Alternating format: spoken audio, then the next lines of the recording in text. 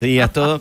Y un regalito que nos hacemos a nosotros mismos y a ustedes los oyentes es charlar bastante seguido los lunes con el doctor José Abadi, psiquiatra, psicoanalista, escritor. Y hoy tenemos un disparador que yo me olvidé de darlo más temprano, pero podemos ahora recuperar el tiempo. Sé que alguna persona ya habrá escuchado, pero lo repetimos para quien quiera contactarse a través del correo electrónico. El disparador de hoy es la autoexigencia y la ansiedad.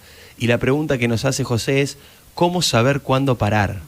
Espero que él sepa, porque nosotros claramente no lo sabemos. José, querido, bienvenido, buenas tardes, ¿cómo andás? Queridísimo Diego y querida mesa, qué lindo de volver a estar con ustedes. Nos encanta tenerte siempre. Hermosa esta propuesta, este disparador. Es muy importante, primero porque, en este último año y medio, si bien naturalmente la ansiedad es una invitada permanente de nuestra querida sociedad occidental, y con este tiempos de hoy donde todo es una exigencia de velocidad, cambio, productividad, éxito, innovación permanente, naturalmente la tensión emocional, llamémosla ansiedad, que suscita es muy muy grande, y muchas veces esa ansiedad que nos invade nos impide realizar realmente bien lo que deseamos hacer y curiosamente nos hace algo que es lo que tenemos que tratar de evitar, que es sufrir, nos hace sufrir, ¿no es así? La sobreexigencia está bastante asociada, no sé cómo se les ocurrió a ustedes, con la ansiedad, y es muy bueno, porque la sobreexigencia tiene un problema, es una exigencia que nunca se da por satisfecha.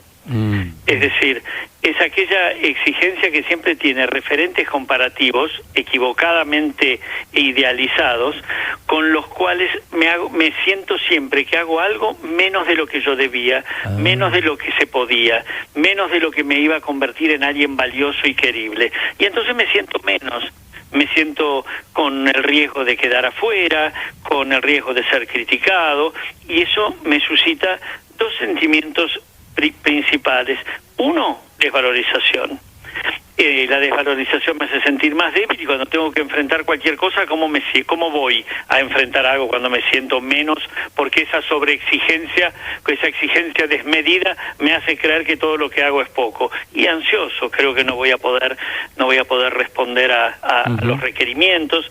Y eso me genera una tensión que, curiosamente, después, cuando voy a hacer algo, lo hago rindiendo y sintiéndome mucho menos fuerte de lo que soy. Ahora quiero hacerte una pregunta, pero quiero recordar el correo, porque por ahí gente que está escuchando esto que decís le despierta la necesidad de consultar algo, de enviar algo, de compartir algo. Lo puedo hacer ahora, yo me olvidé de hacerlo antes. Diego@radiomitre.com.ar, Diego@radiomitre.com.ar. Planteabas algo, José, en esta apertura que hacías, que me pareció interesante, y quiero ir por ese punto, por lo menos para empezar. Vos decís, hay un exceso de autoexigencia cuando vos describís esto, ¿no? Porque la autoexigencia o la exigencia en uno mismo o el tratar de hacer las cosas lo mejor posible son un motor. ¿Cómo detectar cuando ese motor está girando demasiado, está sobrepasado? La exigencia, lejos de ser algo positivo que te lleva hacia adelante, se transforma en este círculo vicioso que vos acabas de describir. ¿Cómo me doy cuenta? Y es muy importante darse cuenta. Vos sabés que cuando comenzamos pensá en los estudiantes, pensá inclusive en los adolescentes, pensá en aquellos que comienzan un proyecto que tiene un horizonte como un logro profesional a futuro. Si la autoexigencia es desmedida, lo que va a suceder es una inhibición en la capacidad de ese esfuerzo de tener logros, de tener rendimientos. Yo, una de las cosas que le digo a mis alumnos en la UADE cuando empiezan los cursos es: quiero esfuerzo, quiero entusiasmo, quiero que ustedes se puedan convertir en interlocutores de ustedes mismos, donde se exijan, pero también sean amigos y no se sobreexijan, porque si se sobreexigen, lo que ustedes han internalizado, lo que han metido adentro, es una figura que a veces tiene que ver con identificaciones con personalidades de la familia, con los padres, etcétera, personas que siempre están diciendo podría estar mejor, eso no es suficiente, o de un modo más sutil, no aplaudiendo o reconociendo o valorando lo que sí han podido hacer. Entonces, los adolescentes después crecen y eso permanece, ¿no? Siempre está pensando que aquel a quien le otorga algo, le brinda algo, le dedica algo, aquel trabajo que ha hecho, siempre va a resultar menos de lo que se esperaba. Es decir, lo que estudié y el examen que di, pero no va a alcanzar, seguro que van a pretender que yo haga algo mejor. Pero mira que te pusieron una muy buena nota, ¿eh? Sí, pero tendría que haber estado más a tono. ¿Por qué? Porque hay una voz interna que siempre dice, podés más, lo que hiciste no es suficiente, y eso te hace sentir, ¿cómo? Te hace sentir básicamente en una desvalorización que deprime. Es muy importante porque, ¿yo sabés qué ejemplo pongo que a la gente le gusta, Diego? A ver. En esto, como uno tiene adentro un director técnico y un jugador. No sé si alguna vez lo hablamos juntos. No, esto. pero me interesa. Ponele que vos adentro tenés una parte tuya que es un director técnico y vos el jugador y te estás haciendo el entrenamiento para el partido, ¿no? Uh-huh. Y empezás a correr alrededor de la cancha. Diste una vuelta y me decís, o te decís, le dice tu parte jugador a tu parte técnico, estoy un poquito cansado, ¿sabes? Tengo las piernas un poquito doloridas. Y tu técnico te dice, vamos a correr, dejarse de jorobar, vamos. Bueno, está bien, dice el jugador, si el técnico lo dice, sigo corriendo. A la segunda vuelta le digo, se me está calambrando y no estoy respirando muy bien. Y la parte del técnico de adentro le dice, vamos, no seas débil, ¿qué clase de jugador de dónde sos? Vamos, que quiero un muchacho fuerte, vamos, corra. Bueno, está bien, pero me siento muy nada exigido, acá quiero un juego de valientes, no de cobardes. A la tercera vuelta decís, me estoy quedando mal, mal están los débiles, los cobardes, va. Bueno, a la cuarta vuelta vos te vas a quedar planchado, ¿no? Te vas a quedar inutilizado, y no vas a poder jugar más. El técnico se va a quedar sin jugador, sin equipo, vos vas a quedar planchado para toda la cosecha y perdemos todos. Hay un jugador ahí que tiene que respetarse a sí mismo y que cuando le dice a su parte técnico, che, estoy un poco cansado, el técnico que tiene adentro lo tiene que escuchar y decirle, bueno, dosifica entonces, anda un poquito menos. Y entonces el jugador puede ir teniendo un diálogo interior con su exigencia y su rendimiento que le lleva a buenos resultados. Si adentro de él tiene un técnico que no lo escucha y que siempre le pide más, y es un jugador que en lugar de poder cuestionar al técnico cuando exigen de más, le obedece, el resultado es que pierde el jugador, el técnico y el equipo. Impresionante. Hola, José, soy Karina. Hola, Karina. Sabés que hablabas y me hiciste acordar en un momento a un jefe que yo tuve en un momento, y lo que pensaba es cuán importante es sentirnos aceptados por el otro a veces, ¿no? Creo que tiene que ver con eso, la mirada del otro pesa tanto que uno se exige y en realidad es un saco sin fondo, porque exactamente, nunca le vas a dar al otro eso, primero que no sabes lo que el otro quiere, y segundo, nunca lo vas a terminar de complacer, y creo, no estoy segura, porque es lo que a mí me pasó, que el crecimiento es cuando vos te frenás y decís, yo no te tengo que agradar a vos, puedo ver mis posibilidades, puedo ver mis límites, y ahí es donde realmente te liberás y reconoces lo que sí podés hacer, pero podés tomar distancia de ese otro que exige y te lleva a unos lugares como espantosos, porque si vos no le das lo que el otro te pide, sentís que en realidad nada de lo que haces es bueno, cuando no es así. Excelente, Karina. Yo lo diría así.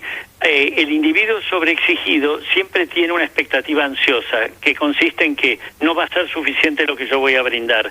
El otro nunca se va a dar por satisfecho. Y entra desde ese prejuicio que lo hace naturalmente sufrir. ¿De qué otra manera puede sentirse? Nosotros en la vida queremos dos cosas básicas y esenciales: querer y que nos quieran, valorar y que nos valoren. El resto es decorativo, te diría. Si ese núcleo es fundamental, el desarrollo de las posibilidades de vincularnos, de amar, de ser amados, de crecer, de innovar y de crear son puertas abiertas. Si en cambio esto falta, lo que vamos a sentir es anclados en un determinado lugar, con mucho miedo a innovar y a preguntar, y siempre creyendo que la voz del otro nos va a desmerecer y descartar en lugar de incluir. El sobreexigido está siempre pensando que está en deuda. El sobreexigido piensa siempre que hay otro que lo hace mejor. El sobreexigido piensa que cada vez que está con alguien tiene que decir maravillas para poder ser querido o aceptado. Como es una sobreexigencia que nada la conforma, esto es permanente y la vivencia de fracaso es permanente. El resultado, ¿cuál es? la tristeza, la inhibición, el desgano y la enorme imposibilidad de disfrutar el entusiasmo. Siempre hay, José, en el sobreexigente una figura, como sobreexigente y que internalizado en el sobreexigido, ¿no? Correcto, sobreexigente con uno mismo, quiero decir. Sí. Siempre hay una figura, como decía Cari, de un jefe o de un padre o una madre exigente o de un hermano que hace todo bien y entonces tenés que llegar a eso. ¿Siempre hay otro o puede ser que uno mismo, por la propia característica, se torne con una personalidad autoexigente, de esta que vos estás describiendo, se autogenere? Viste que dicen, no, tengo que rendir, pero ¿ante quién? No, ante nadie, ¿viste? Claro. Ante mí. ¿Existe eso? Siempre hay una figura. Muy bien, y es valiosa la pregunta, Dieguito, porque a veces es la internalización, o si querés llamarlo la identificación, o la figura de un padre o de una madre que han tenido una actitud así de una severidad exigente y siempre disconforme, donde nunca han sabido aplaudir y felicitar a un hijo. Puede haber una versión directa de ese orden, pero muchas veces hay otra forma. Los seres humanos somos complejos. Muchas veces puede haber, curiosamente, una figura cercana que uno no logre valorar o que sienta que uno de los padres no valora al otro, por ejemplo, y entonces ese peligro, ese miedo a quedar en un lugar desvalorizado lleva a que uno internaliza dentro una voz que le diga siempre más, porque siente que lo que tiene que hacer es evitar esa identificación posible con la figura desvalorizada, ¿entendés? Por el contrario, es decir, no siempre es un camino directo. Muchísimas veces el sobreexigente es también evitar ser como aquel que se sintió desvalorizado. Muchas veces el sobreexigente es un padre sobreexigente con él. Otras veces el sobreexigente es reparar a alguien que él vive como desvalorizado y que siente que él tiene que ser muy importante para que el otro se sienta importante también. La complejidad es obviamente una de las características, no complicación necesariamente, la complejidad de los seres humanos es rica, por eso no va el esquema 2x2-4, ¿no? José, tengo un montón de mails para compartirte. Débora de Santa Fe Capital dice que ella es muy ansiosa y nerviosa desde la adolescencia y que es de familia. La mayoría de mis familiares tienen el mismo problema. Cuando comencé a exigirme para ser la mejor en la facultad tuve un pico de estrés. Tuve que ir a un psiquiatra y a una psicóloga y ahí comencé otro aprendizaje, nos dice. Cómo manejar mi ansiedad y hacer las cosas más lento, tranquila y sin estar a full todo el tiempo. Dice que ahora es profesora de yoga, aunque se recibió de abogada. Así que nos comparte también su experiencia. Qué bueno esto que dice, ¿no? Sí. Porque el título ya nos dice todo. Ella tenía que ser la mejor. Es interesante porque en ese título vemos la sobreexigencia de un reclamo imposible. ¿Qué quiere decir ser la mejor? ¿Qué es ser el mejor? Y lo mejor que nos puede ocurrir es poder estar en una buena relación de armonía con nosotros mismos. ¿Qué es lo mejor que nos puede ocurrir? Elegir algo que nos gusta, poder amar y ser amados, poder estar en una condición de coherencia entre lo que decimos, pensamos y hacemos, aceptar nuestras imperfecciones, poder vincularnos con el afuera, crear. ¿Qué significa ser el mejor?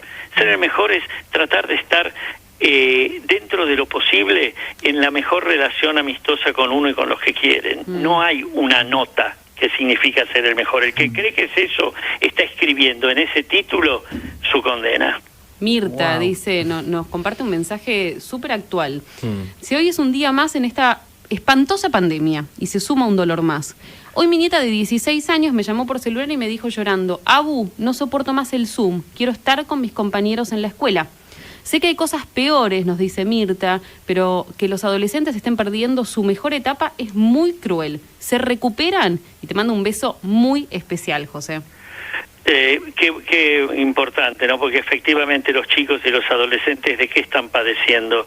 Como un dolor importante y que genera angustia. Esta es una ansiedad que muchas veces deriva en angustia. Como ustedes saben, la angustia es la ansiedad que habla con el cuerpo. La angustia es cuando la ansiedad se transforma en palpitaciones, taquicardia, trastornos gastrointestinales, agitación respiratoria, la que quieran. La angustia es esa ansiedad hablada por el cuerpo. Y cuando hay un sentimiento de soledad y surge la fantasía de no llegar a reencontrarse con sus seres queridos, lo que se siente es una especie de aislamiento en el mundo, de pérdida y de desconcierto, de desamparo muy, muy grande. Y entonces la pregunta es, detrás de eso es, ¿estoy solo, me quedé solo, o volveremos todos a formar parte de ese mundo que habíamos construido? Sí, volveremos a formar parte, volveremos a poner en marcha y ponerle combustible a los lazos que nos vinculan, volveremos a escucharnos y abrazarnos. Y mientras tanto, sabiendo que esto es transitorio, inventemos diálogos, intentemos formas de contactarnos que no pongan en peligro nuestra vida, pero que nos acerquen, planifiquemos, imaginemos cosas que haremos juntos, porque si no, la sensación de soledad infinita se transforma, ¿sabes en qué? En una angustia de muerte. José, te escuchaba y digo, qué importante la función del gabinete psicopedagógico en los colegios, ¿no? En este contexto. Es importantísimo en este contexto, y sería bueno que lo sepan, que es bueno siempre. Sí. Y por eso te digo, y te aclaro que un día me gustaría invitarlos, los talleres que hacemos de reflexión sobre los afectos que van surgiendo en el trabajo de las materias en la UADE, no sabes las cosas que surgen y cómo enriquece la posibilidad de estudiar, cómo te reubica en un lugar de mirada a vos mismo, que te diría que hace mucho más fluido y vincular todo el aprendizaje. Sí, por supuesto que sí. Araceli, soy diseñadora, amo mi trabajo, pero sufro mucho, soy muy exigente y siento que nunca es suficiente. ¿Cómo hago para parar?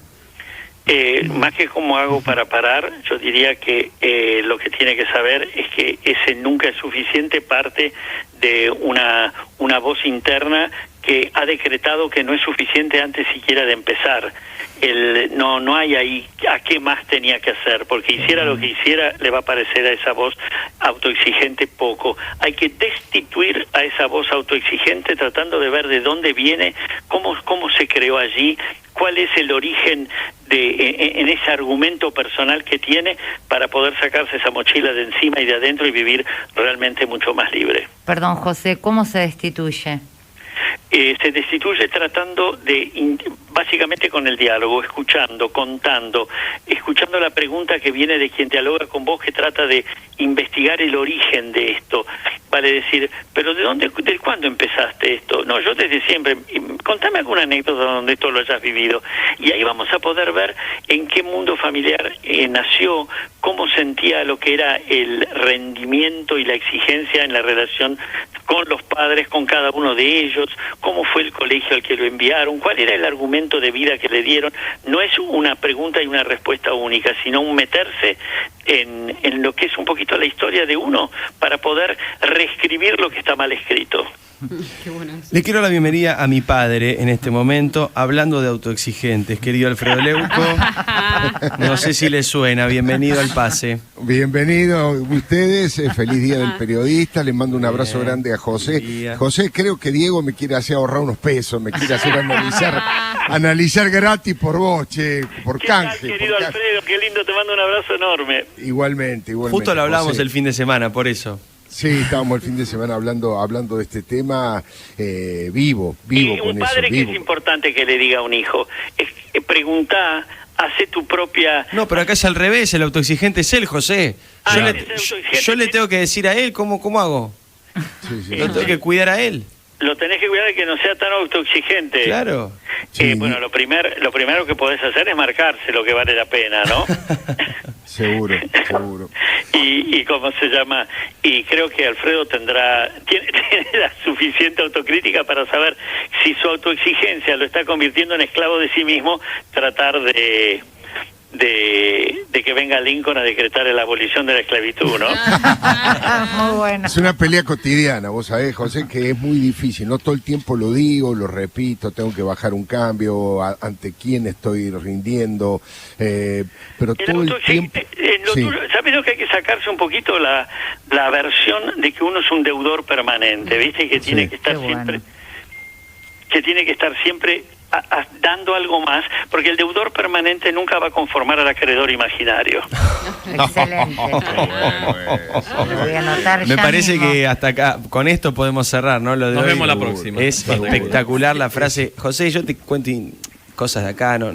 Nos gusta mucho hacer este programa todos los días, pero cada vez que toca hablar con vos decimos, uy, qué bueno, hoy viene José, hoy vamos a aprender un montón, nos Te dejás quedás pensando. escuchando. Después en nuestro chat decimos, esto es para Badi.